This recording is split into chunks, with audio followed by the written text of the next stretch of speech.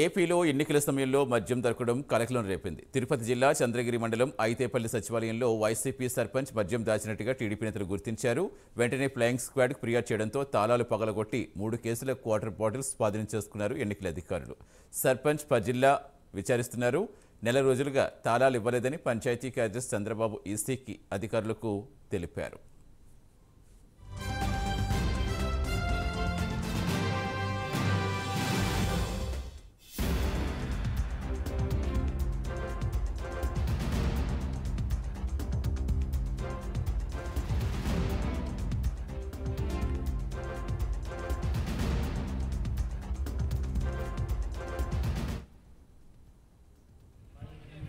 స్థానిక వైసీపీ చోరెడ్డి భాస్కర్ రెడ్డి, స్థానిక ఐతాపల్లి గ్రామ పంచాయతీ సర్పంచ్ ఫజిల్లా భర్త అంజద్ గారు స్థానికంగా 3 కేసులు మద్యం తెచ్చి ఇక్కడ పంచాయతీ ఆఫీసులో నిల్వ ఉంచడం జరిగింది. ఇదే విధంగా వైసీపీ నాయకులు ఇక్కడ స్థానికంగా ఉన్నటువంటి ఆటో నాగరాజు అనే వ్యక్తి ద్వారా ఇక్కడ తెచ్చి దించడం జరిగింది.